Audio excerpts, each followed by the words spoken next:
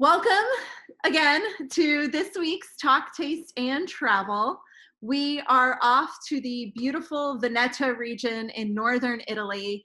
And with me this evening, I have Adele Corrigan from 13 Celsius, as always, and a special guest who I'll let Adele introduce in just a few moments. Adele, do you want to say hello to everybody? Hi, everyone. Happy Thanksgiving or early Thanksgiving week. It's good to see you guys. And I see some people have extras, I think maybe with them today too, which is always fun to see everyone getting together and having some wine. Yeah, it's a good night to do that. And I know in the past, this is typically a really big going out night. And so I'm glad that we're all able to at least show up here and share some wine together and escape for a little bit this evening. That's very true. You know, in like the restaurant and bar side of the world, one of the biggest drinking days of the entire year is usually the Wednesday before Thanksgiving. That New Year's Eve and like what Christmas Eve are like some of and Mother's Day are like the four like busiest like restaurant bar. Yeah, you know you're going to be crazy on those nights. But for us, this past week, we've been very, very quiet over at the bar. So it's a little bit of opposite this year with COVID, and I think people are a little concerned about possible like rising cases, but also it seems like the general consensus from people that I've talked to is that people are in hiding and like self-quarantining for a few days because they're about to go to town or they have family coming in town, and they're just trying to lay low for the time being. Yeah, I think when we talked about whether or not we wanted to have a show this week or not, one of the things that we considered is people might be spending more time at home this year because it is typically so busy. I knew that it might be challenging for you to join us this tonight just because it typically is like that. But I'm glad that we all get to be here this evening.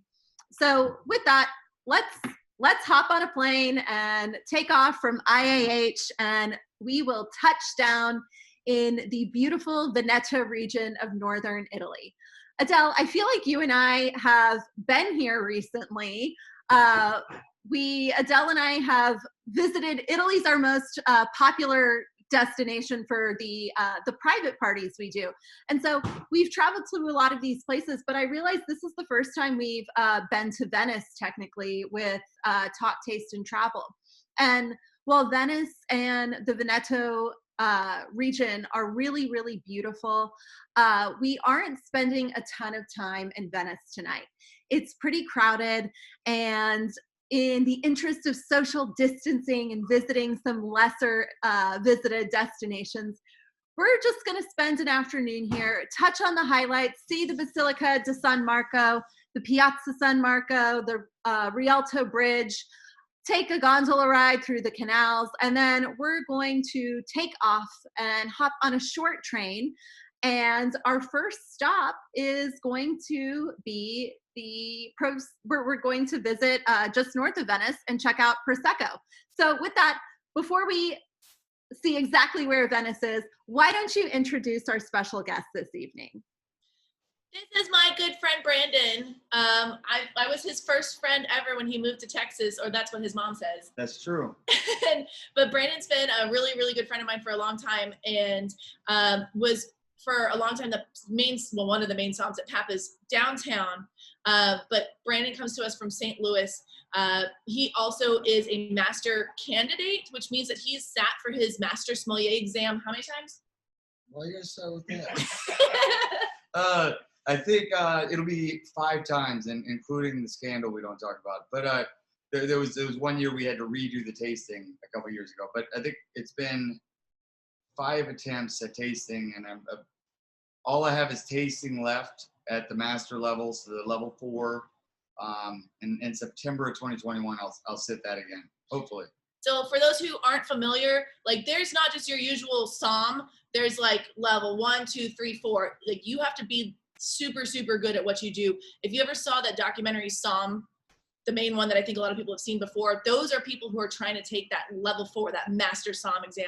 And this dude right here has done it several times. And it is hard. Whenever Brandon's into study mode, like he will literally disappear for like 3 months. Like we won't see him.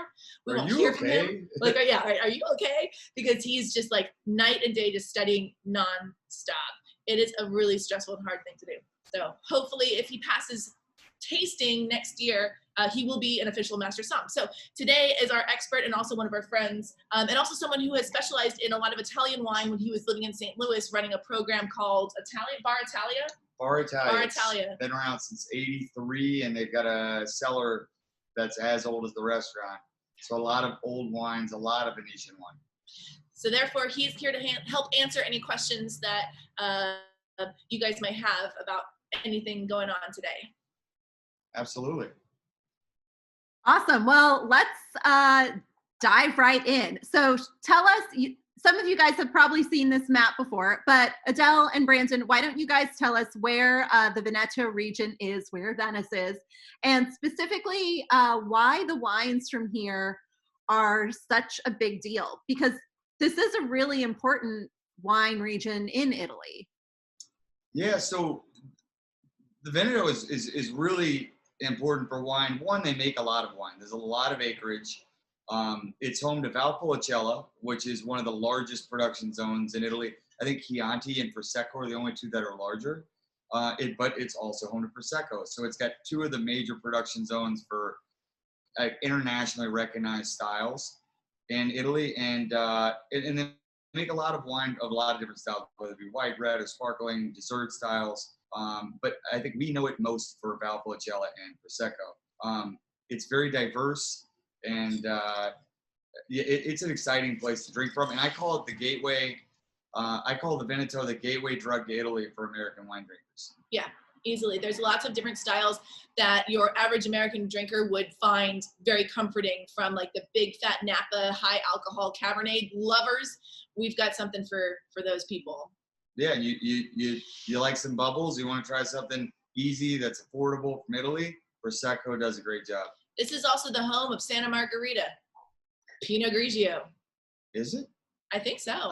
I didn't know that, but that makes a lot of sense to me. Yeah, Northern Italy is Pinot Grigio country. This is where, if you have any prejudices against Pinot Grigio, this is where some of the like really good representations of that grape are. Wouldn't you guys think? Yeah, there's some serious stuff up there. Awesome. Well, let's dive right in. Speaking of Prosecco, guys, give us an overview of what we're drinking tonight, and then let's open up our first bottle and like get going. So we're gonna do 3 cool wines tonight. The first of which is a Prosecco, but not your usual Prosecco. This is not something to mix Aperol or orange juice or anything like that in. We're starting with a spritz, but we're not using Prosecco of this caliber for that. This is something that's considered a Grand Cru for Prosecco, and we'll get more into the details of why this is so cool. And then after that, we're gonna do sort of a medium plus bodied red, and then we're gonna finish with a very big, full bodied, definitely holiday appropriate Amarone, the signature style from the area. If you are opening all of these today, definitely open the reds now and let them breathe just for a little bit, because we'll probably get to them in about 30 minutes, and I think they'll be primed and ready to go. Or if you're holding on to them, that's fine too. We won't fault you for it. Awesome. Let's open this first one. I have to admit, I made a slight party foul this evening. So I have my lovely Grand Cru Prosecco in my glass right here, but I may have also used it in my Aperol Spritz. So it's going to be the best Aperol Spritz that I've ever had. I promise I'll enjoy it and drink it as slowly as possible. So that I wasn't like yelling or screaming on camera. I actually just texted my husband and was like, we can't use this for the Aperol Spritzes. We have to open another sparkling. So good to know. But tell us what makes this a Grand Cru Prosecco. I love Prosecco. I think it is a great sparkling wine to make spritzes with, and it's refreshing. It's a little bit different from champagne. I definitely prefer it to cava, just kind of overall. But why is this one special? So we'll talk a little bit about the producer, and then I definitely want to get into what it would be like to visit this place and also the differences between that and other sparkling wines from around the world. But this is Bissol. They date back to 1542. So if you were looking at your bottle and it says 1542 on there, literally this producer has been around forever, and the vineyards that they hold are very, very old. This is a single vineyard, and it's the only single vineyard in all of the Val di Biadene Prosecco region, and it's called Cartizze. Do you want to tell us a little bit more about why Cartizze is cool? Yeah. So I think Prosecco is an interesting style of wine because it's very much a production-driven wine. And that means, like, I feel like the Prosecco region is like the Wall Street of Italy, and you have like Domenico and Giuseppe, and they're like arguing about grape prices and trading grapes back and forth just to fill demand from American consumers. But you rarely talk about where the grapes come from outside of just it's from this area of Veneto. And Cartizze really gives you the opportunity to look into that idea of terroir, the idea of how to express where this wine comes from. It's a giant steep hill. There's 8,000 hectares. That's, what's that, like 12,000, no. It's like 20,000 acres. I can't math. I don't know. Yeah, it's like 20,000 acres, and something like 200 of them are from Cartizze. So it is the premier hillside for these grapes in the entire region. And I've heard some crazy stories about old Italian women tying themselves to ropes from the top of the hill. It's so steep that they have to slowly, they're not rappelling, but they're basically rappelling down the hill to pick these grapes for this wine. And because of that, there's no mechanisms at all. Like, you can't put any sort of tractors or any sort of like harvesting equipment. You have to do everything by hand, which is why this is actually the most expensive vineyard land in all of Italy. It's more expensive than Barolo. It's more expensive than Montalcino.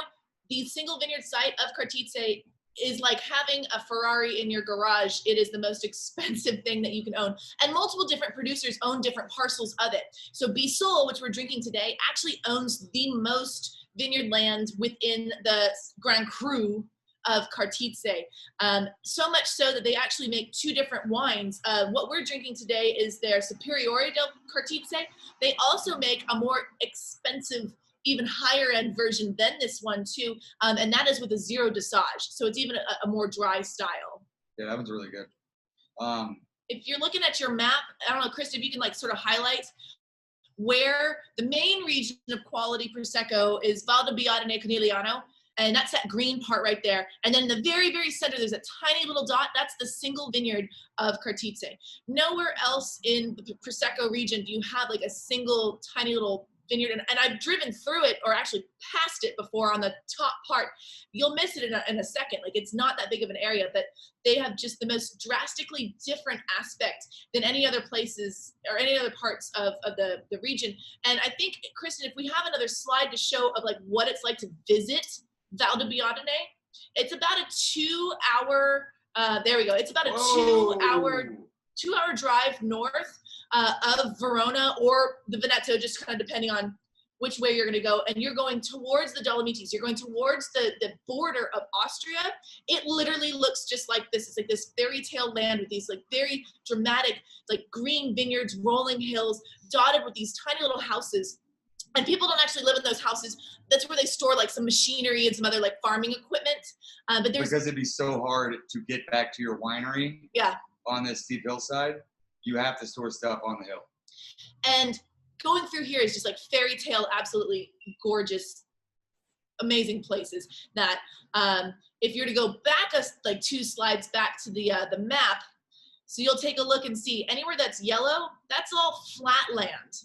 When you get into those green sort of areas, that's where like those nice higher hillsides and better quality aspects for vineyard and production of the Prosecco wine. The main grape that they grow is called Glera. You'll probably never ever hear Glera because you know it as Prosecco, but Prosecco is not actually the grape. Adele, Brandon, we have a couple of questions. So Daniel wants to know, how steep is it compared to German vineyards? 3.7 degrees less steep, Daniel. No, I don't know that, but So I think that there are certainly German vineyards that are steeper. Germany gets nutso. I mean, like they are hanging like from the side of a building trying to harvest grapes some places along the Mosel. But this is certainly, I bet they're at like 11 degrees to 15 degrees of steepness. It would be a very difficult walk uphill. I don't think I would make it. For those who also hung out with us when we were doing Galicia as one of our episodes, we talked about how steep the region of like Ribera Sacra, just as steep as that of the Mosel. And then, you know, here in Cartize, like I've been there and it looks similar. Like I feel like we're all on the same lines. I really just want you to pronounce that word again. You should be a master sommelier just being able to pronounce that. Which one? Conegliano. Conegliano Valdiviana. You have to say it like 20 million times. And yeah, it'll if you just can like say that 3 times fast, you pass. You have to go there and you get to stamp your pronunciation passport. Guys, we had one more question. The roads in the photo, are they for driving? So that photo, those are probably vineyard only workers. There is a main road that kind of takes you through like the top of the hillsides, and then you like go down or have like a proper vineyard vehicle that you would like go down into the vineyards. So if you were to go visit, most of the time you would start at a winery, they will put you in whatever truck or 4-wheel or all-terrain vehicle, and they will take you into the vineyards there. You should not try to go there by yourself with like your rental car. Would not be a good idea. Yeah, even with the proper car, it's terrifying. Yeah.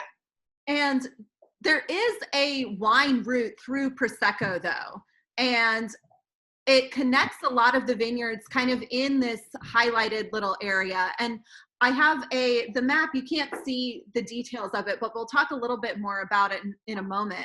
But you really do get to visit a lot of these highlighted areas that are like the green and the dark yellow and the orange in the middle. Guys, will you explain the difference between we'll see, I know before, probably only 3 or 4 years ago, I hadn't realized that Superiore was actually a designation of like saying that it's just a different location. It's not necessarily like higher alcohol or anything like that. Will you explain, just kind of give a little overview of what the different DOCs in Prosecco, what the other ones in Prosecco are, and how they kind of compare to what we're drinking now? So Superiore almost across all of Italy is an indication of a higher mandated ripeness level. And what it allows is for the general Prosecco area to make a lot of wine at very low prices, like rock bottom prices that everyone can enjoy. And Prosecco Superiore allows for people to demand a little more quality and indicate it on the label. And it means that usually you have like a 0.5 degree to 1 degree higher of alcohol on the wine. So you get a little bit richer, rounder mouthfeel. It's not as tart. Yeah, I think they'll cover it. And that's true for Barbera d'Asti Superiore. That's true for, there's even Chianti Superiore. Superiore is a fancy way of saying like richer, rounder style. And I do believe that the yields go down. Meaning if I have an acre of land, I'm allowed on general Prosecco, I'm allowed to make, I think it's like 10,000 hectoliters. And if I get the Superiore, I might need to tighten that up a little bit. Okay. So for somebody searching for some Prosecco that they want, when they want like good Prosecco, looking for Superiore on a label would be kind of a really simplified way to find something that typically is just a little bit higher quality than kind of your average grocery store.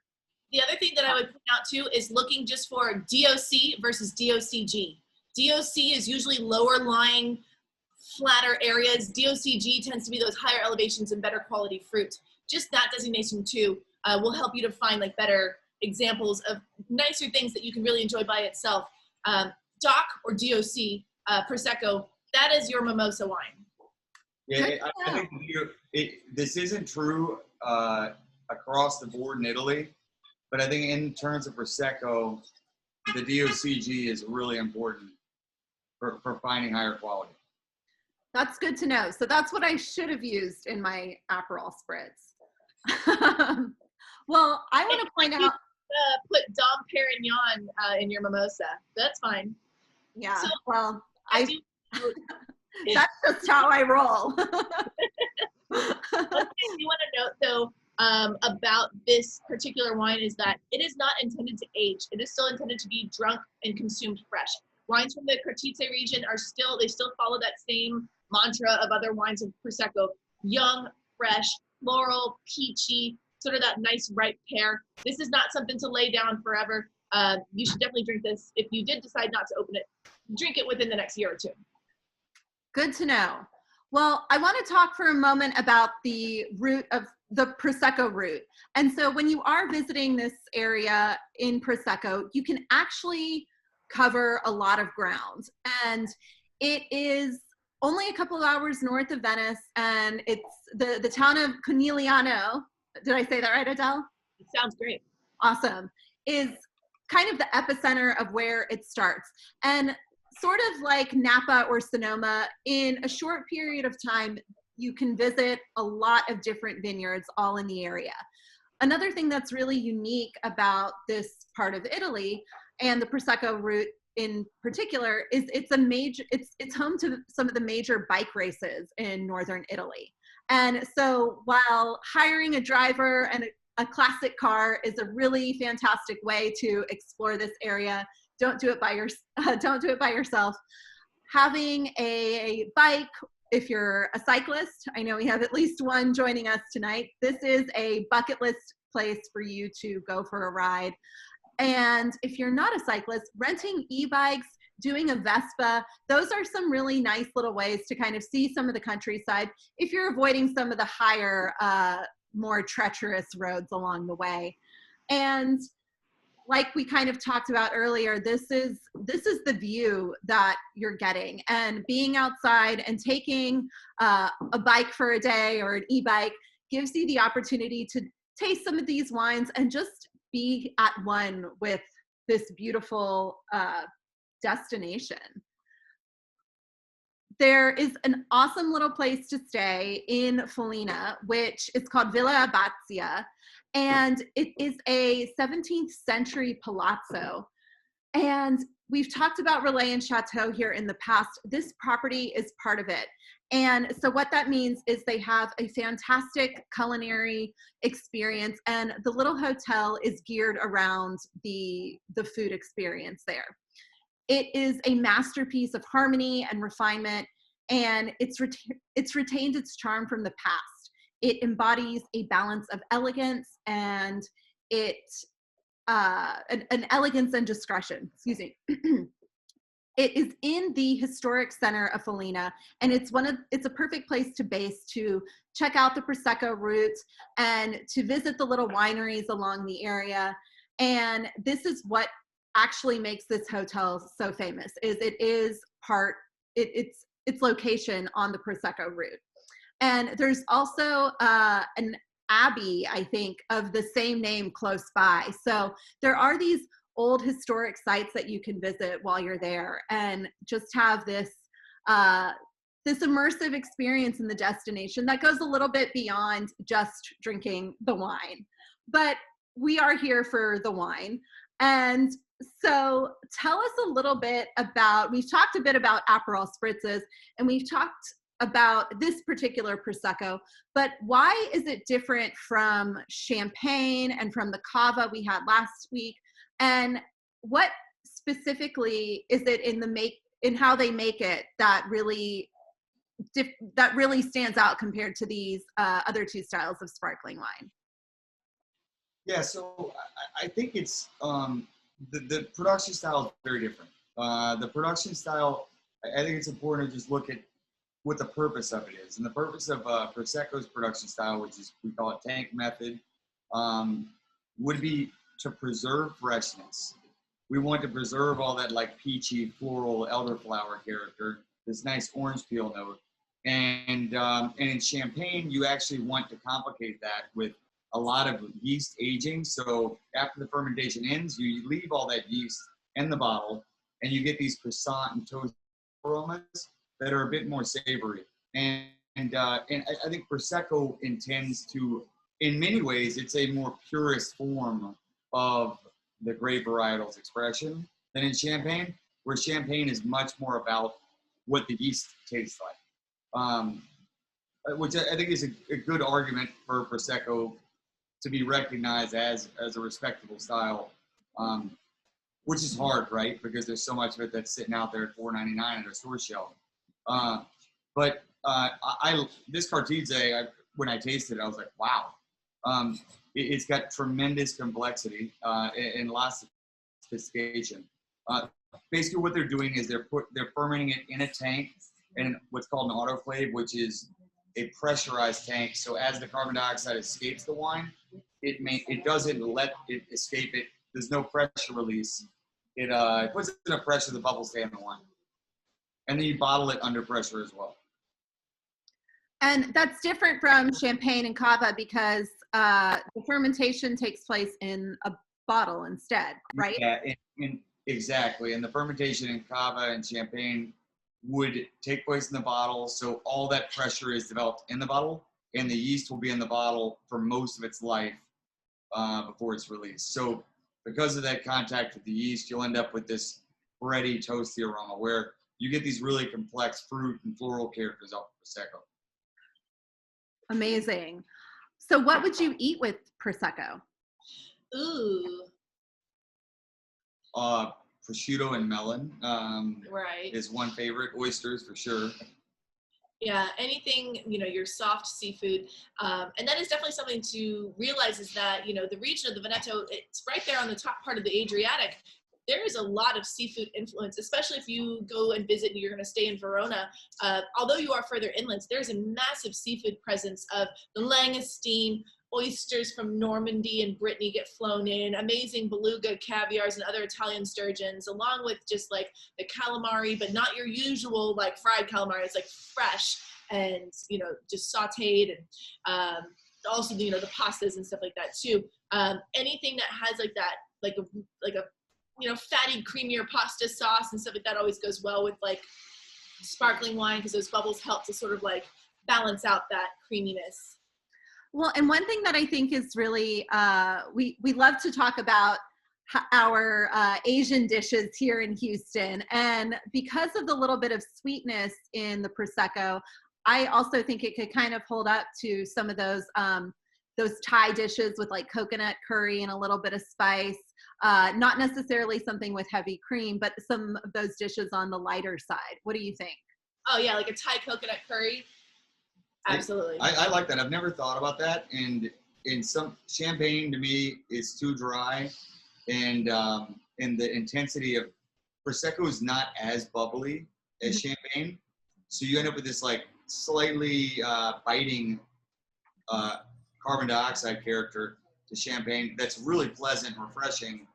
But I think with spicy food, it intensifies both spice and the carbonation, and it's not as pleasant. So I like the idea of this with spicy Asian cuisine. Nice.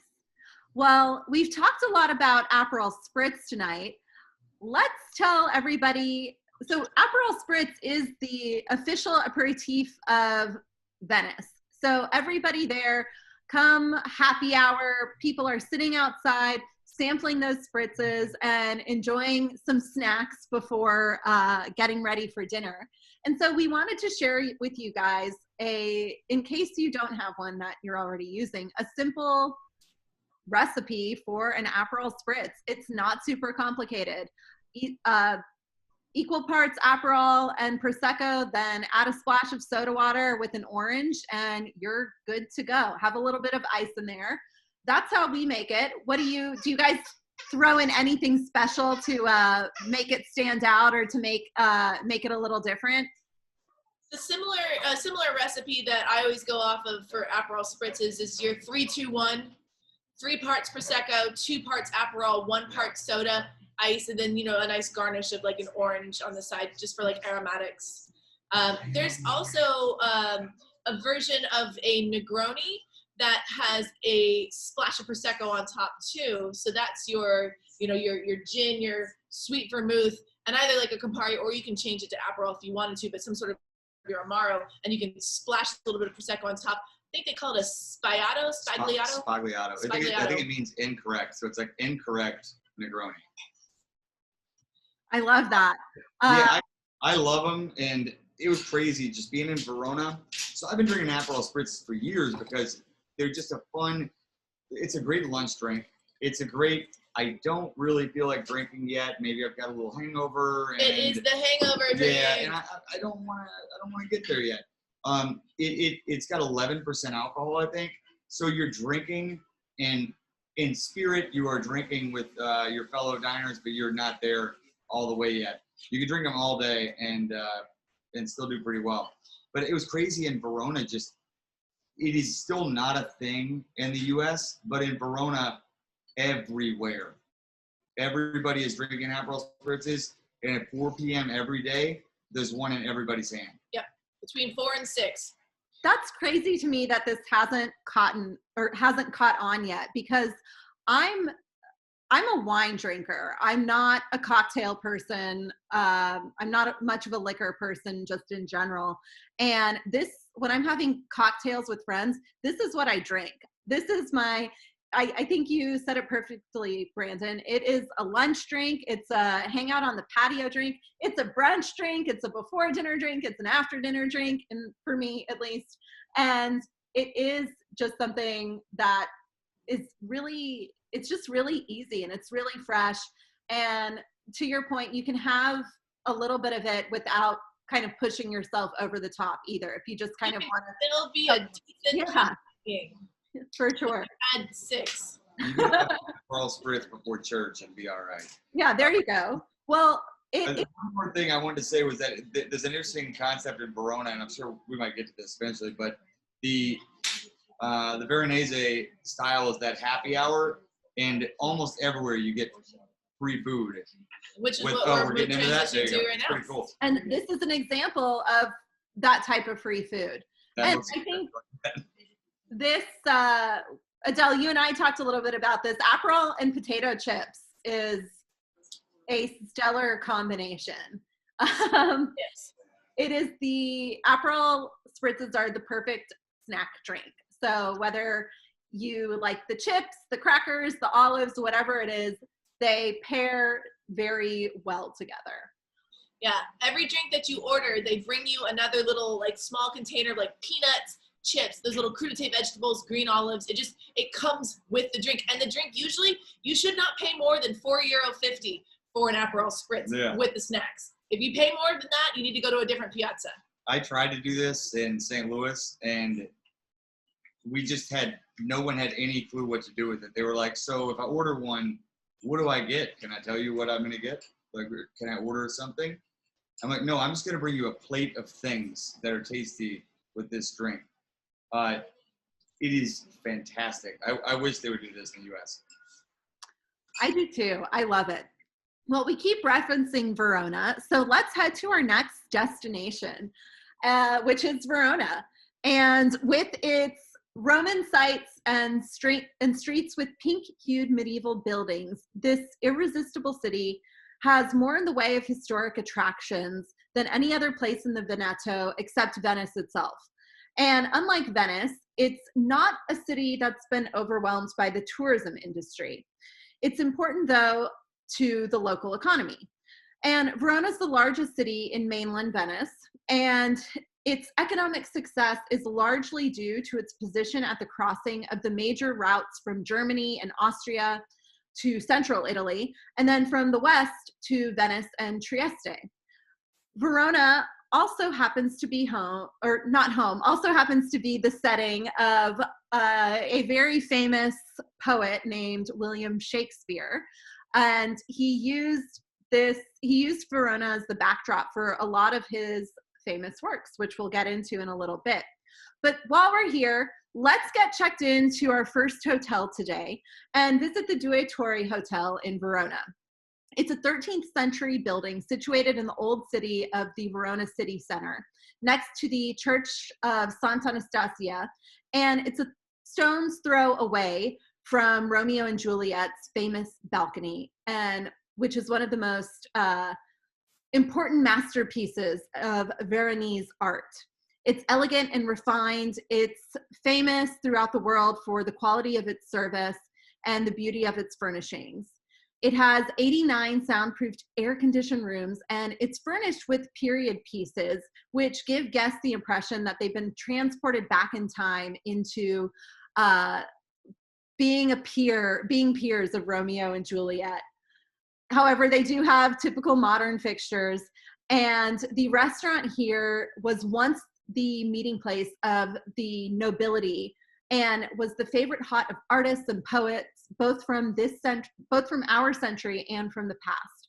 Guests can rediscover the taste of traditional Veneto specialties in surroundings which, together with exceptional service, make the restaurant one of the most renowned in Verona. It has a 14th century foyer that is home to impressive banquets, and it has this lovely little patio where you can see views of the city surrounding you. Well, let's get into Shakespeare. We mentioned him a bit, and two households, both alike in dignity, in fair Verona, where we lay our scene. So begins the prologue in what may be William Shakespeare's most beloved play. It's no coincidence that the bard set Romeo and Juliet and other works in Italy. The country held a particular fascination with Elizabethans. With its rich history and romantic aspect, Verona has inspired artists for centuries, with England's beloved bard the most prominent among them. You can explore fair Verona and visit Juliet's Balcony. The annual Shakespeare Festival also takes place in Verona. It's held in July, and this is where Verona celebrates Shakespeare's enduring legacy at the historic arena.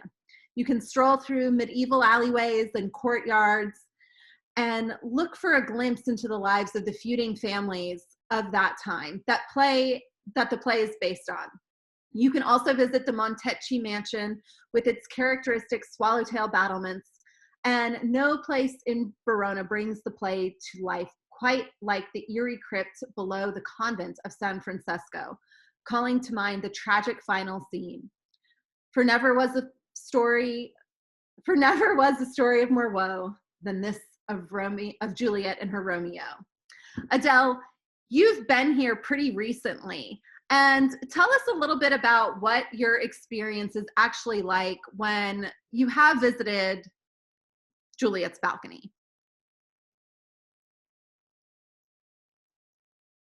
Adele? Hi, sorry.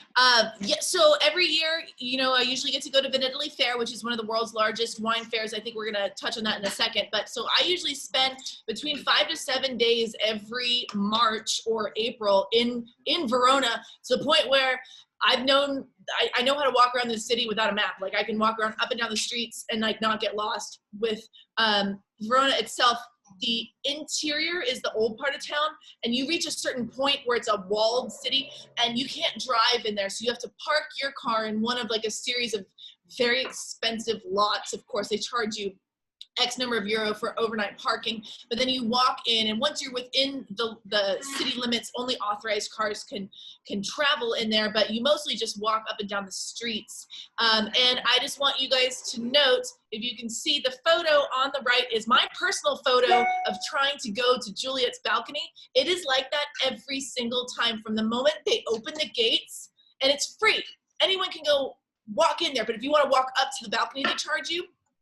But every single time, from like morning till they lock the gates at night, is packed with people, and it's a sight just to see all the people trying to cram in there for this very lackluster experience. But within the walled city of like the main part of Verona, the balcony itself is like a block off of one of the main piazzas called Piazza Erbe. So it's really easy just to like, well, let's go just take a quick walk and see if it's not busy so we can actually go look around. And then you just like walk back to the piazza and it's like, no, it's still crowded. But they have this huge wall that they encourage everyone to write on. So you can write like the name of you and your lover and stuff like that if you can edge your way in. But I mean, it's a made up story. It's not really Juliet's Balcony. It's totally, sorry, surprise. But it is one of the main tourist attractions, and let's just leave it at that, a tourist trap attraction. I think that's a good point. And there are other sites. If you are a literary aficionado, there are other sites in Verona that are really intertwined with Shakespeare's life and many of the other stories that he's told that have a bit of a more intimate experience to offer. Well, Adele, Verona is also known for something that is really tasty and chilly and delicious. Tell us about gelato in Verona. Last April when Brandon and I were in Verona, we were on the same wine trip, but through different companies. Him and I sort of played hooky one of the days, and we decided to go on a gelato tour around Verona. We ate gelato 5 times. Like 5 times that day. But it took us to different parts of the city that we might not have gone on our own. But I think that gelato is definitely something worth mentioning on any trip to Italy, but specifically that of Verona, and how to spot like the true authentic homemade gelato versus the mass-produced, you can get it anywhere, you can probably get it back in the States kind of gelato. So we have just like a couple tips I think we wanted to mention, like if you are on a gelato hunt. And I'm telling you, these tips, they've been vetted. We were there, we did the tour of duty, we ate 5 gelatos in a day, Aperol Spritz at every location, and it did not affect our discretion in tasting that gelato. But there's so many gelato shops, and every time you talk to a person, they're going to say, oh, this is the best one, you should go here. They're probably wrong. This is the definitive guide for gelato, according to us. So the number one place in Verona that we discovered for gelato was Gelateria La Romana. Gelateria La Romana, and this is right outside of one of the main entrances into the old walled part of Verona, and you would almost like look past it, but they have been there for a series of years, 80 years, something like that, like 80 years. They're one of the oldest in the city. But how to spot a true authentic gelateria? First of all, if you walk in and you see unnatural colors, I'm talking your bubblegum blue, your hot pink, and like your weird like green, pistachio should not be green. Pistachio should be kind of brownish green to be authentic. But if you see not natural colors all over the place in their display, you are in a fake gelateria. The second thing to look for is the container that the gelato is kept in. If it's in a container that has like mounds of gelato piled on top of it, it means that the gelato probably is cut with some sort of like processed vegetable-based other material that holds its shape. Because normally gelato, if it's piled up over the top like that, it should melt or it should freeze to a solid. So therefore, it's mixed with something else that's not natural. It should look pretty, but not that pretty. And also the container should look like you didn't just peel a wrapper off and put it in. It should look like an actual churned tub. Yeah, I think when you look at Gelateria La Romana, the things that, so there were a few others that we went to, and Gelateria La Romana is really tuned into the quality part of this. One thing, there's nothing on display. The idea of even exposing your gelato to air is antithetical to quality. So everything is behind the shelf. You can't see it. You don't know what color it is till you get it. Also, everything's in Italian, and I don't know what I'm ordering. So there's like 30 different flavors, and if it says chocolate, it's going to say cioccolato. Another big clue up is if there's pictures of the gelato. In general, in any foreign travel, if there's pictures of the food on the menu, you're probably in a tourist trap. But I think La Romana does it right with the behind the scenes. Everything is covered, and it's strictly dedicated to quality. And they have like a cute little window where you can like watch them in their little facility making the next batch of whatever cool flavor or fruits or nuts that they have. But having true authentic pistachio is always my favorite, or the dark chocolate is otherworldly. Now gelato is actually healthier for you than regular ice cream. And the main difference between gelato and ice cream is that gelato is slow churned versus ice cream, which is faster churned, but with a slower churned cream and less butter fat count to it, you get that really rich flavor without having those crunchy ice crystals. And the last tip for finding a good gelateria, if you are not sure and everything looks right, you taste their stracciatella. They're just their plain like cream, and if it tastes watery, move to the next one. Good tips, guys. That's good. Will you, quick question, will you type the name of those places in the chat box so everybody can see what they are? And then Adele, you mentioned one of the piazzas earlier, and how I think one of the gelato, or we mentioned how Juliet's balcony was off of one of them, but tell us a little bit about these piazzas and how they kind of bring everything in Venice together and what's special about them. So if you go to Verona, there's two main piazzas, and this is where you get your Aperol Spritz. The first one on the left side is Piazza del Erbe, and then you have Piazza Bra. And Piazza Bra overlooks the beautiful Roman amphitheater, which is like a mini scale of the Colosseum, but it is actually more intact than the Colosseum and just as old. It's super impressive, and unlike the Colosseum, which is located in Rome, there's hardly really a line to get in, and or sometimes, depending on what season it is, you can actually get in for free and walk around, or they still actually hold theater, like symphony performances. You can buy a ticket to the symphony and hang out in there. So if you happen to be sitting at Piazza Bra, you get to hear the symphony playing for free, like through this really cool ancient Roman facade. And piazza life is definitely something that you have to partake in. You should plan That's how I want to live. Yeah, the piazza life. So you'll see all of like the white umbrellas on the Piazza del Erbe picture, and those are the string of different restaurants that you should not ever eat at. But what you should do is that's where you have your spritzes, and then you go to nicer you restaurants. don't care what you're eating when you're having spritzes. It's free. Although those are full-blown restaurants, those are like the touristy restaurants. You should probably not stay for full-blown dinner. There are many, many, many other really cool Michelin-starred restaurants that are not within the piazzas. But the piazzas are kind of like the touristy trap if you want to eat, but they're the place to be after work, 4 to 7 p.m. Everyone's there having your spritzes and your little like aperitivo, your little finger sandwiches, and the snacks. It's like happy hour. Happy hour happens right there.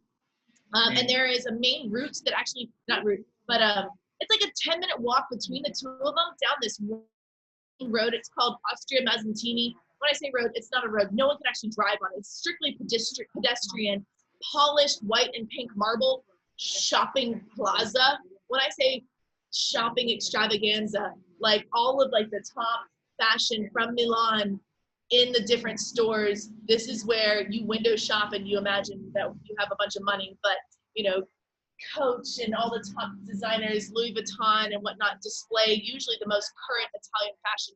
And so you're walking between the two piazzas and it's filled with other people. And the other cool thing about the piazza hanging out is dog watching.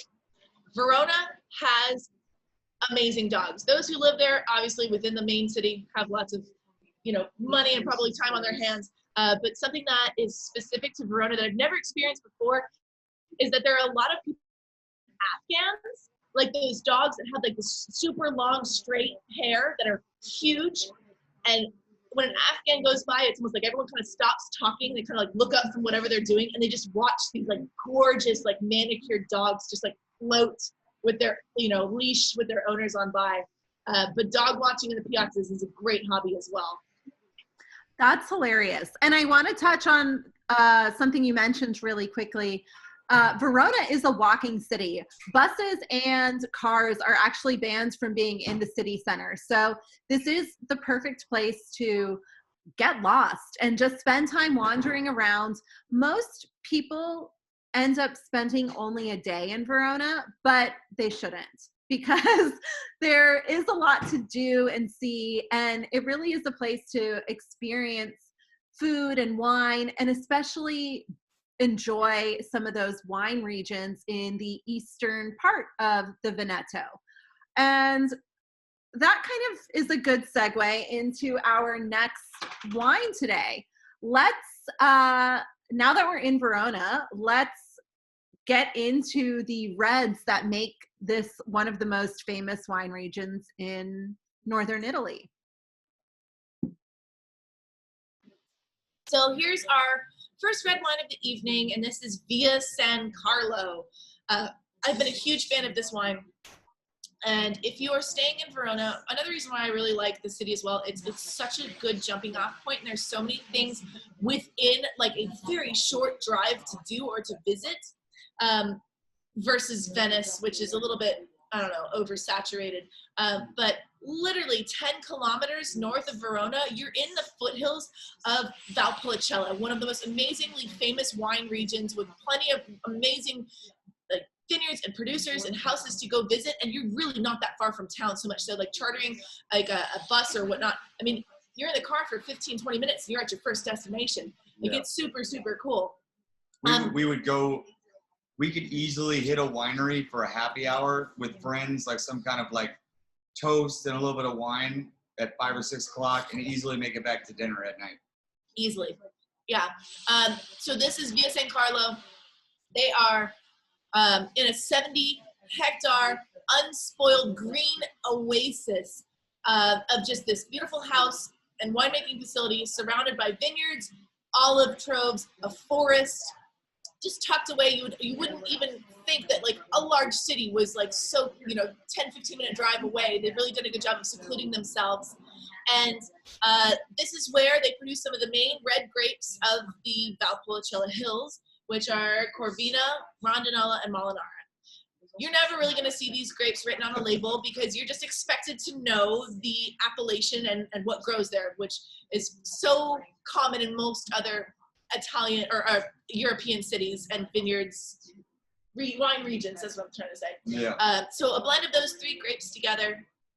And what's really interesting about this winery in particular is that they used to sell all of their grapes, and they used to sell to a very famous, probably one of the most famous Amarone producers of the region called Del Forno. And if anyone knows anything about Amarone and Del Forno, they're insanely difficult to get. They're outrageously expensive. I have one on the menu at 13. I have one bottle. It's over $750. You guys at Pappas would sell them for what?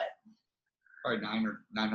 $900,000. I have to tell you guys something really quickly. Sorry to jump in, but while we're on this topic, one of my first major aha moments in wine was in 2012, and I was with my parents visiting friends in Virginia, in Charlottesville, and my dad and the wife of the couple who we were visiting were talking about her vineyard, and me and my mom and the husband were sharing wine together. I had taken I passed my CSW back in 2011, and he was super excited because he was a big collector, and he had a 2004 Del Forno, and he opened it, and me and my mom and him drank it together that night, and it was one of the most memorable experiences.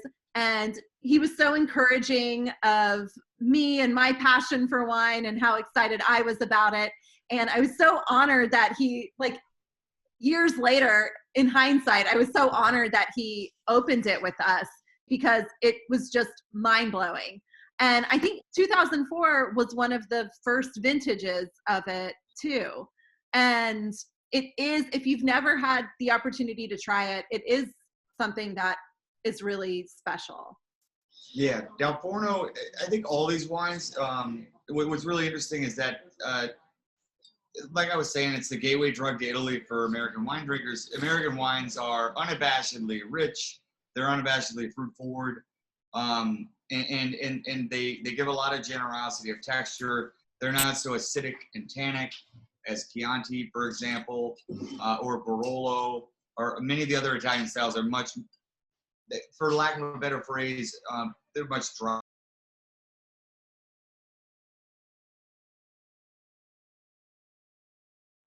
Hey guys, I think you may have muted.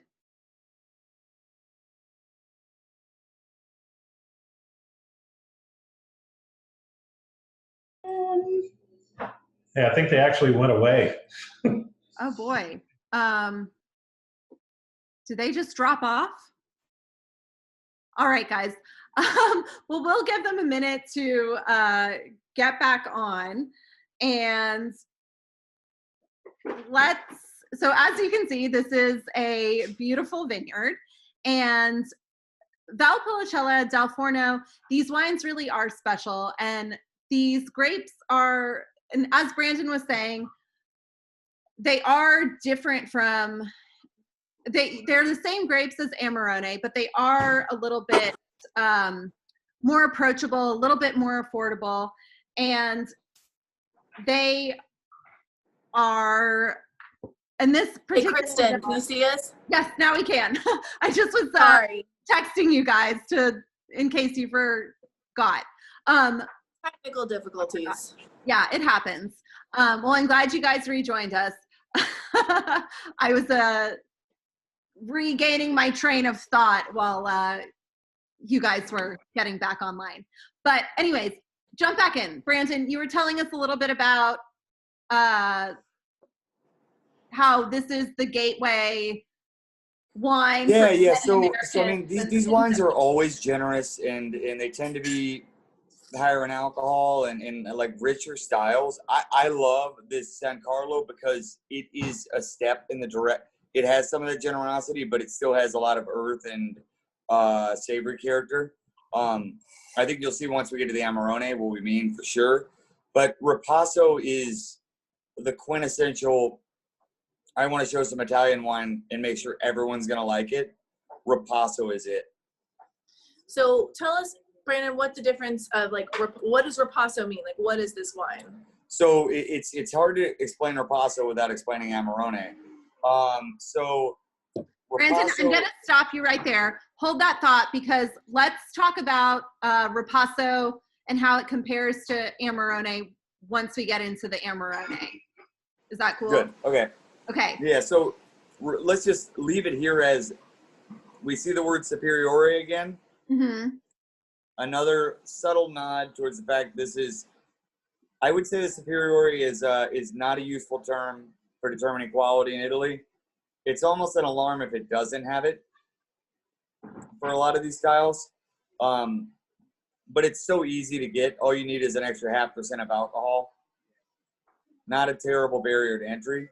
But Ripasso is a good term to look for on a label to indicate that you're at least getting into a higher end wine from the region.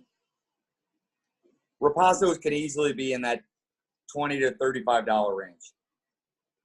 I've had some really great Ripassos that I feel like are the best representations of kind of this Northern Italian style without breaking the bank.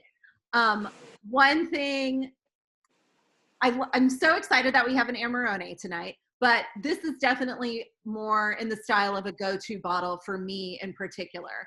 I tend to save wines like Amarones and Barolos and those really big reds for special occasions. And it is always nice to find like really good wines that you can just, you don't have to worry about like, oh, should I drink this now or should I age it? Like, open it up, have it with the food that, like, let it sit for half an hour, have it with some really good food and drink it today, right? Yeah. Well, yeah, I mean, these are wines that you could easily drink any night of the week, and you don't. I think I saw a question come through about how long to have it open. I think this wine is open and singing right now, and I don't think these are wines that I need to worry about that so much with. And I mean that with Amarone as well. The Amarone for sure could be decanted for hours and front, but in comparison to Barolo or Brunello or these other like luxury Italian wine styles, I think Amarone is the most generous and easy as a pop and pour. so Brandon, Adele, what would you guys eat with a Ripasso? So we talked for a brief moment about the cuisine of Verona, and although not pictured here, I mean, this would be a good pot roast wine, but northern Italy, and specifically that of Verona and the Veneto, is actually known for eating horse. And like mostly like the adults don't really eat a lot of horse, but a lot of the young children growing up in northern Italy, and you'll also find it in southern Italy as well, will eat horse because it's very rich in iron. And I know that it's not the most pleasant thing that a lot of people think of eating, but I've tried it a few times up there. You've had it like once or twice. I mean, honestly, like stewed horse meat in like a rich gravy, it tastes just like beef pot roast. I was gonna say, tastes just like chicken. Yeah, but not really. It tastes more like beef. It's more like, yeah, like a stewed beef. And I know this is a sensitive subject, but I mean, like when in Rome, like try it, whatever. But you'll find it as a featured delicacy on most of the menu if you go out in Verona. So if you've ever wanted to eat horse, you can legally eat it here. Well, and for those of us who might be put off at the idea of eating horse, it is also a good thing to just have awareness about that this is culturally acceptable. And if you see it on a menu someplace, it isn't a signal of anything. It shouldn't raise any red flags about the restaurant where you're eating. Exactly. I think that's, that's an important thing to note. When you texted me that, I thought you were kidding. Because Adele and I always talk about what to pair with everything. And I've been riding horses for almost 30 years now. So it's like, I'm one of those people, it hits a little hard, but I think it's good to know. I mean, things that just because other parts of the world see things differently than we do doesn't mean they're wrong, but it is important to understand how people approach things, especially when it comes to food. Well, with that, let's continue our journey and let's discuss, well, my horse is saying hello if you hear him in the background. Let's talk about what happens when we head outside of Verona and where to stay if you want to be a little bit more removed from the city and still have access to the wine regions, be a little bit more immersed in the wine regions and the natural beauty of the area. So another relay and chateau property is the Villa Cordavigo wine relay outside of Verona. It's in the hinterlands and it's above Lake Garda. It is along this private drive lined with cypress trees that lead to the estate. It's a 17th century mansion and chapel that sit in a dreamlike setting amid the majestic trees of the park, the vineyards, and a characterful Italian garden. Charm, art, and history, the splendid legacies of the noble families who've lived here over the centuries await their guests. Today, the De Libori and the Cristoforetti families preserve the property's beauty and the natural tranquility while also producing fine wines that you can see right here in that top picture. These are beautiful vineyards right on property that immediately make you feel transported into this region. It has this amazing restaurant on property that has Mediterranean influences. And one thing that is super exceptional to do here is to take a cooking class with the Michelin-starred chef. It's a very intimate property with only 34 rooms, and you really have access to some different activities outside of Verona, which is another point to why you need more than just a day trip to this incredible city. It really is a region that you can immerse yourself in. And when you consider Italy being one of the most traveled destination in the world, if it's on your bucket list for a one-time visit, chances are you're going back. And the best way to go back is to really immerse yourself in a part of the country where you can practice slow traveling a little bit more. Verona is also known for having incredible wine bars. I don't know if they invented wine bars, but the wine bar concept and culture here is super important.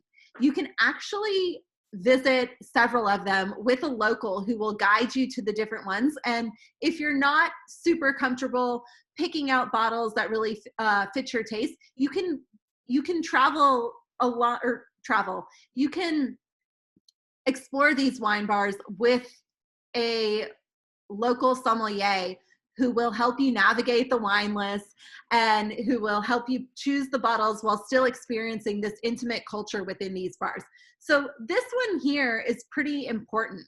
Adele and Brandon have both been here. So why don't you guys tell us about why this particular guy is so amazing and what kinds of gems you can find here?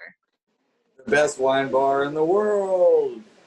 Maybe not in the world. I don't know. 13 Celsius. I mean, no 13 Celsius, yeah. Second. So a must stop on your culinary adventure is Bottega Divini. And this is one of the main hot spots during Venetoli Fair. If you are looking for a famous winemaker or just your friend who got drunk, wandered off, and got lost, you will most likely find the alley where Bottega Divini is located, and everyone will like literally be there. During the main times that we go to visit, which is during Venetoli, this place is a bustling hub of energy and people, and that chalkboard that they have above the main bar there are their by the glass selections, which is always crazy. It's crazy. The things that they have, the vintages that they have, the pricing on a lot of things is just like outrageously cool. And if you don't want anything by the glass, they literally have this like leather bound book that's like 5 inches thick with really, really amazing stuff. And when we were there, what did we have? I mean, we had a 66. What was it? I had 1966 Renato Rotti Rocca dell'Annunziata, and there aren't many places on the planet where I have to literally look through and decide which of these 50 wines from the 1960s from Barolo do I want? Which of these Amarones from the 70s do I want? I've had a lot of wine. I arguably know a lot, but I'm sitting there talking to the somm, and I'm like, hey, man, I don't know if these guys were good back in the 60s. Help me out here. So I do know the somm there, if anyone goes there. And I don't remember his name, but David. David. It was David. David. Yeah, David gave me a few. We didn't really communicate well, but he gave me a couple thumbs up when I ordered stuff. He was like, I know you know what you're doing, man. But we had 66 Renato Rotti, Rocca dell'Annunziata Barolo. We had some old Amarone that I don't remember. I'd never even heard of the producer. Like, we're talking, you get to order stuff there from like the 60s, this is the like 70s, and 80s, a Bible from 100 AD that they hand you. And I think I've been over and Adele put the book on my back, and it's 300 pages, and you flip through it. And this is a library. It's the Library of Congress of Italian wine. Yes, and like also the pricing on it is pretty fair. It's like they haven't marked things up since they got it, which they probably got 40 years ago, and things are still like pretty fair. And it's also common as well, like what you're seeing here at Bottega Divini, this is a very slow night. So the people will just spill out into the streets, into the alleyways. You can take your glass of wine and walk around the streets of Verona if you want to. You put it on the curb, and they actually have a cleanup crew at the end of the night from all of the main bars that collects glassware at like 4 o'clock in the morning and brings it back to the different establishments. But you will oftentimes just like in the alleyways, just like have this incredible wine experience. And then you look over next to you and someone literally has a recycling bin with a white tablecloth over the top. And they're like expensive wine on top of it because there are no more tables. Yeah, you have like Cristal or Dom Perignon on top of a trash can with a white tablecloth, though, like separating it because they're just trying to accommodate everyone and give everyone a place to be. But this is where we've run into like famous winemakers and other wine professionals from around the world. Bottega Divini, hot place to visit. During Venetoli, which is our Venetoli takes Verona from 200,000 in population to about 700 or 800,000, if not more, maybe 1 million plus. in Italy, It's that big? every important wine personality and every important supplier, importer, distributor, they're hitting the Michelin restaurants. They made their reservations a year in advance, and then everyone ends up at Bottega Dovini yelling over the bar, trying to find bottles from the 60s at the end of the night. Yeah. So with this slide, like this has been Italy Fair. This is like one of the highlights of the year for, especially those who serve mostly Italian wines or have a passion for. But Italy is one of the world's largest wine fairs in the entire world.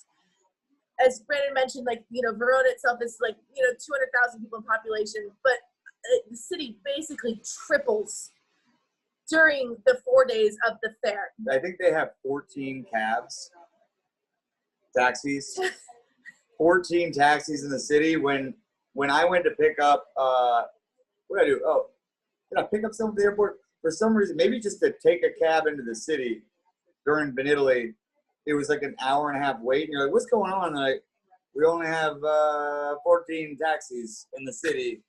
We're not prepared for you. So you wait a long time and you finally get in, because Italy turns this city into a metropolis. And I think it's important to note this is a fairly quaint historical town with a historical center. It's the hidden gem of Italy. It really is. I think we passed over the Colosseum part, that all the Italians and all the big travelers that I know, they're like, don't go to the Colosseum. This is way better. And it has 10% of the traffic, and it's better kept. And that goes for a lot of other spots in Verona. Italy is definitely a 4 day long. Oh, sorry, go ahead. I have a question.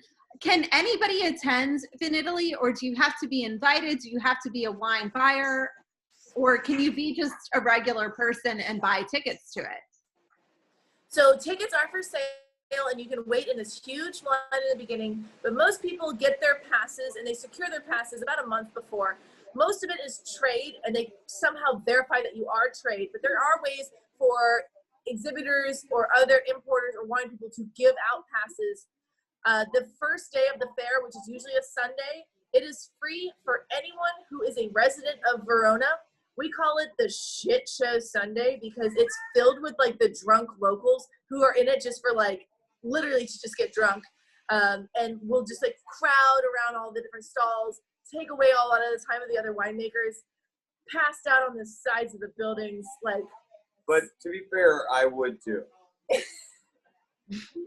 But basically, Italy is the time of year in the springtime when all of the recent vintage is vinified and ready to show. So every single winemaker and producer rents this huge stall, or exhibition or whatever, and they showcase all of their products and the most current vintage, and show face and maintain those relationships with those importers that it might be a lot of time and it might cost a lot of money for an importer to hit every single property that they represent.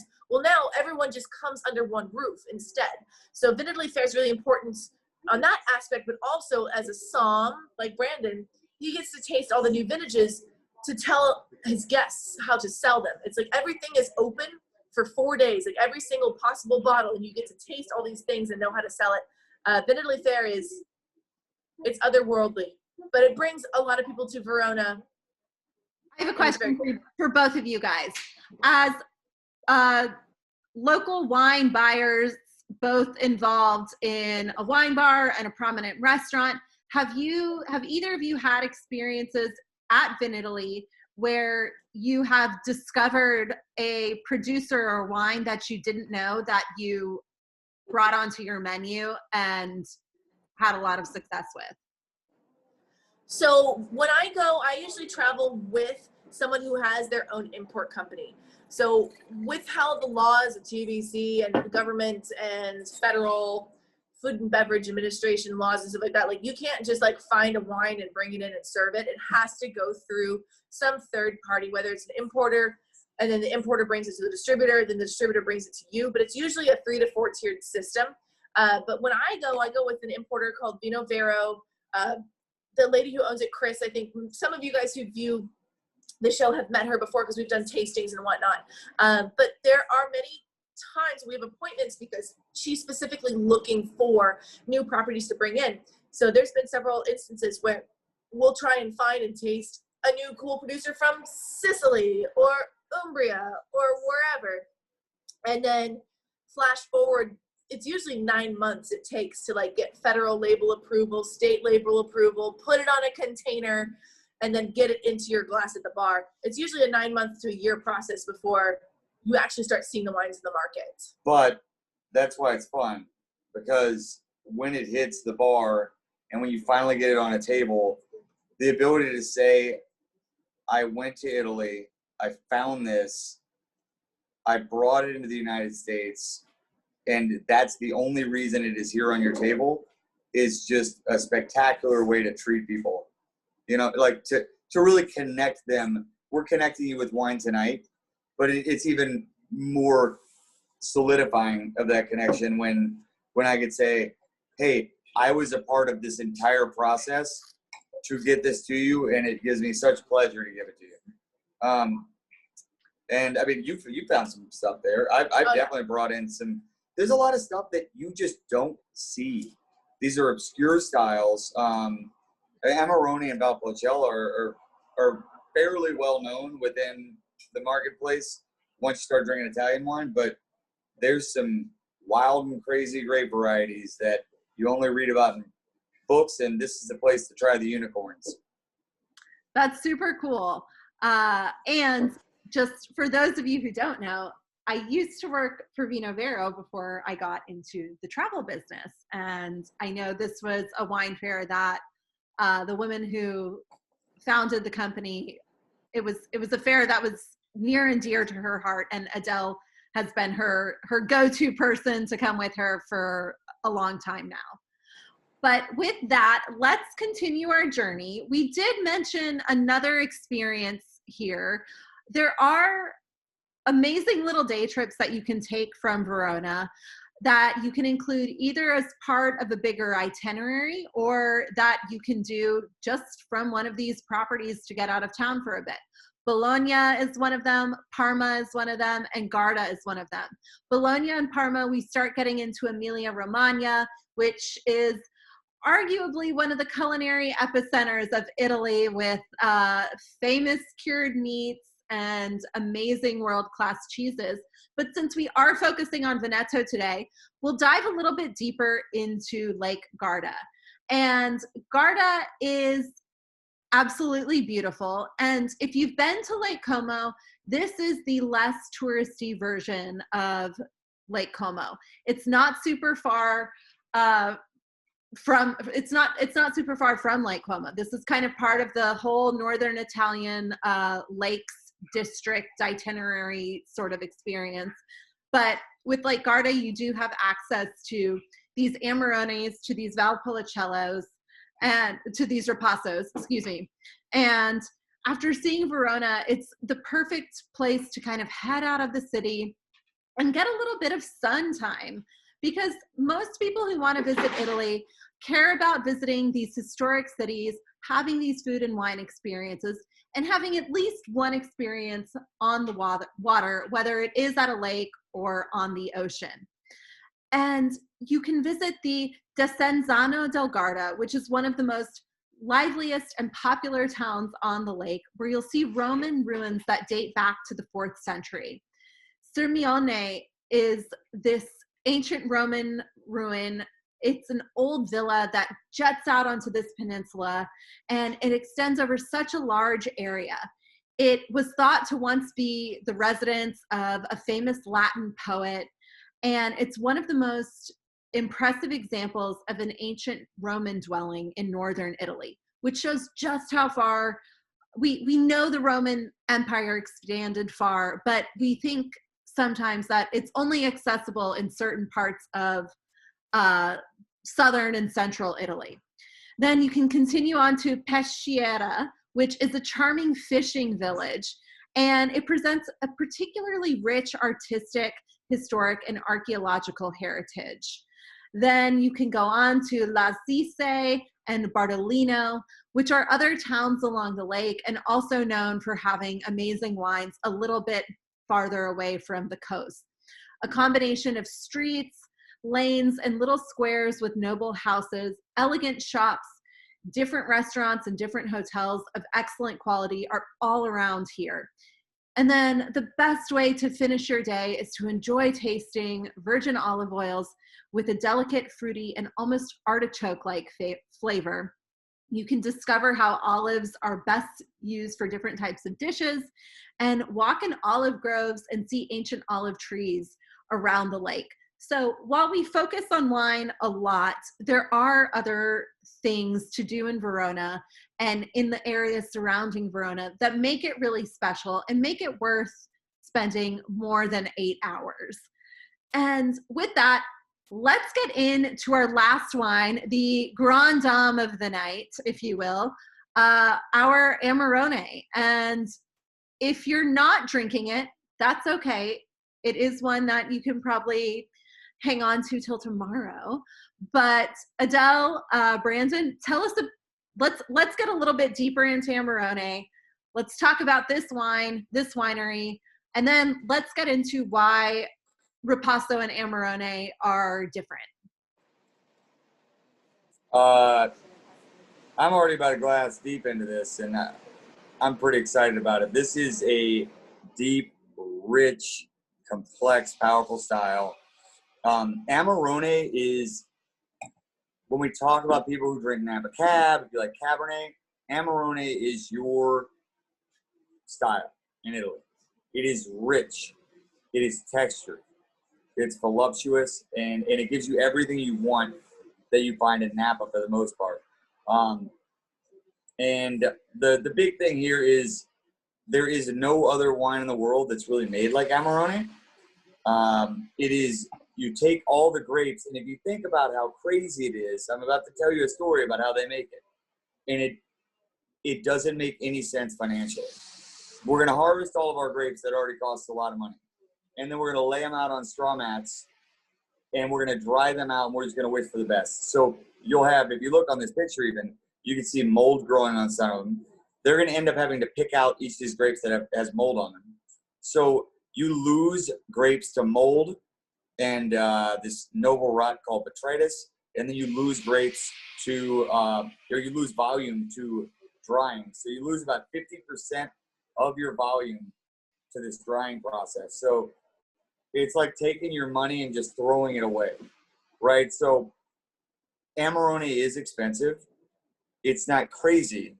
But to be honest, like in the realm of Napa Cab, it's fairly affordable.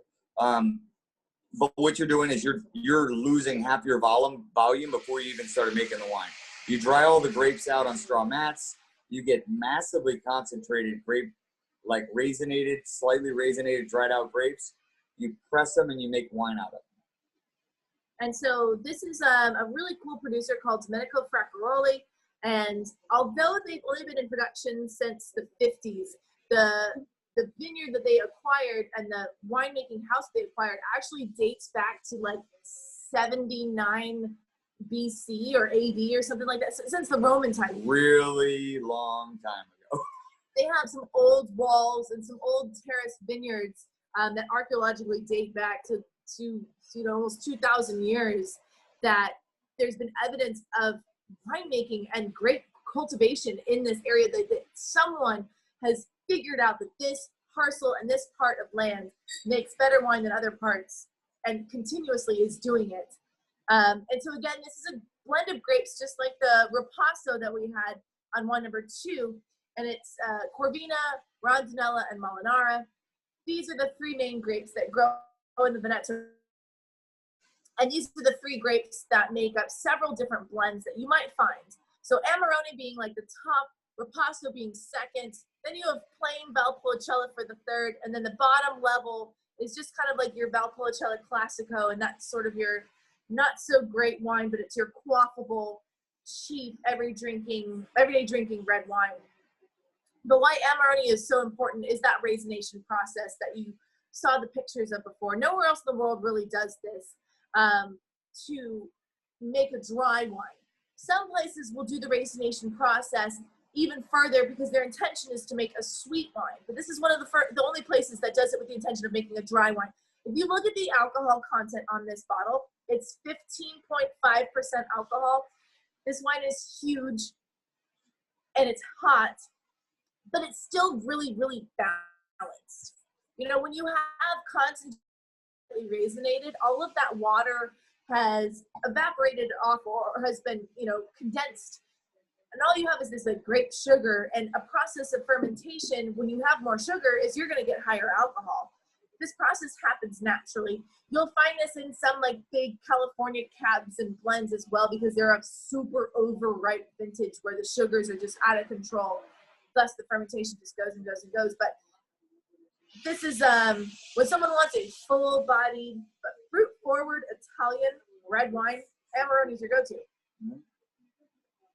I think average. And Amarone was actually, wasn't it in the original? What's the movie with A Nice Glass of Chianti? Oh, I don't know. Silence of the Lambs. Silence of the Lambs. So yeah. Who was the actor there? Anthony Hopkins. Anthony Hopkins changed it in the original book.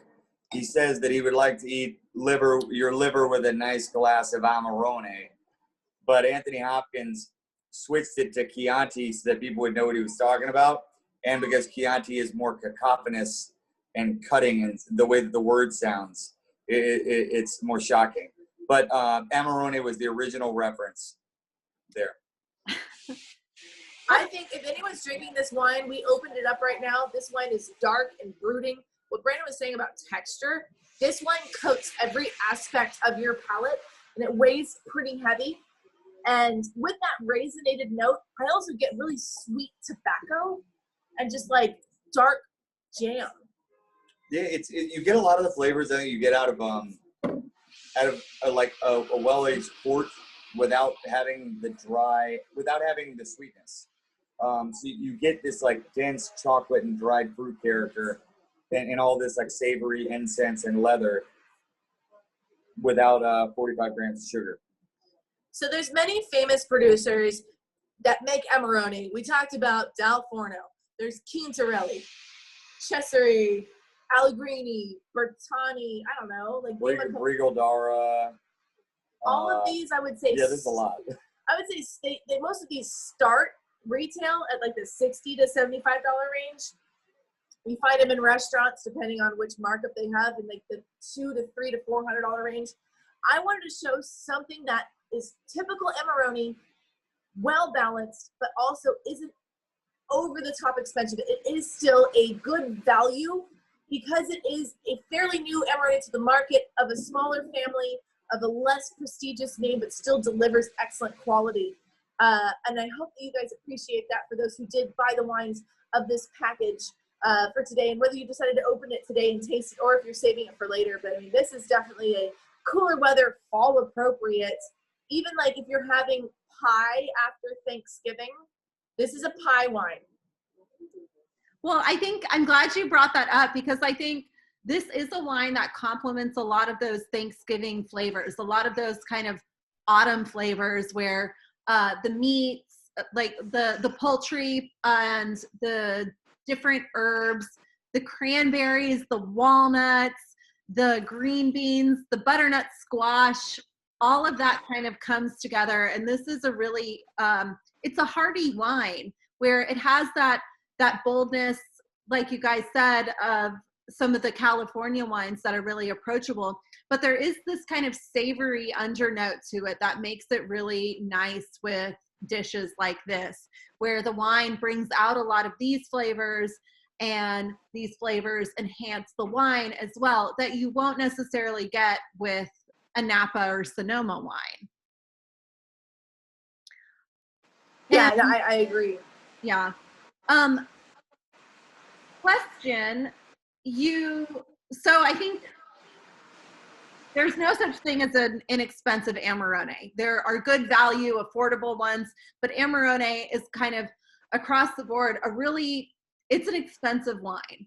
It's and that has to do a lot with what Brandon said about the winemaking process. But do you guys, you talked a little bit about markup at different restaurants and everything. Do you guys have any restaurants in Houston in mind, or any any restaurants or wine bars in Houston besides 13 and Papa's that our guests could go to and find some Amarones that would give them a really good representation of the wine without overcharging them? Yeah, there's several restaurants in town that have really fair markups on their wine list. I know that, where Brandon used to work, Papa's was not an example of one. They are typical steakhouse. They have higher markups on things, but you do also pay for the service. Somebody had to pay for my suits. So his suits, his SOM certifications. But to be fair, in case this video gets out, Papa's markup is entirely classic with restaurant models across the country. But it isn't a Vegas style markup, which is like 4, 5, 6 times. Right. But there are other places in town that I think have really fair wine markups, starting with any of the Clark Cooper concepts, which are like Copa, Brasserie 19, and stuff like that. They have adopted a model that their wine, I can't remember exactly what the percentage is, but it's always very, very fair or close to retail. Another place, a Boozy, which is if you want champagne basically at cost, a Boozy is great for that. However, their food, terrible. Go just for drinks. Another place that we really like to visit is State of Grace.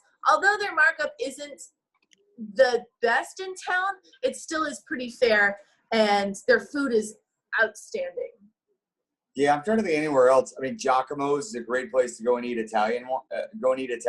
classic Italian food. Giacomo's. And it kind of gets forgotten. It's not a chef-driven restaurant, so it doesn't generate a lot of press attention. But the Italian wine list has all the little obscure gems, and I bet they have 3 or 4 Italian wines. Yeah. 3 or 4 Amarones that are well priced. I bet, yeah. I think I'm sure has an Amarone. Giacomo's isn't it's not a chef-driven restaurant, but when it comes to Italian wines, you can find a lot of like celebrity winemakers in Italy. You can find their wines on the list there at really good prices. So it is I love Giacomo's for trying stuff you've never heard of in like a price point you want to spend and seeing where the journey takes you. Yeah, it's pretty neat. I think being in the high end of the of the Houston restaurant scene, I think there's a focus on kind of this A-list of chef-driven restaurants, but the gravy is that B+ list like Giacomo's, where they might not have a famous chef personality in charge, and the food at the chef-driven places is ultimately better. But that it's almost there. It's 90% of the way there, and you get better pricing and better everything. Giacomo's is like my favorite place to go eat and drink Italian food and wine and sit out on the patio. I love it there too. Well, I want to kind of wrap things up tonight before we just hang out for a little social hour or half hour.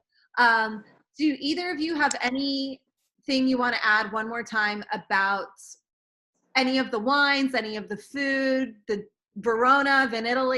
What make your closing statements, and then we'll open up questions. Closing arguments. Your closing arguments. Yeah, you can fly directly into Verona if you wanted to, although the main cities to fly into are going to be Milan or Venice. Every time that I've been to Venice, I've been so disappointed with how congested, and touristy, and sweaty. I would say sweaty and stinky it is. Like Venice is really cool. It's picturesque. It's picturesque. It's unlike any place. But honestly, spend the afternoon in Venice and then get out. It is overpriced. It's so oversaturated with tourism.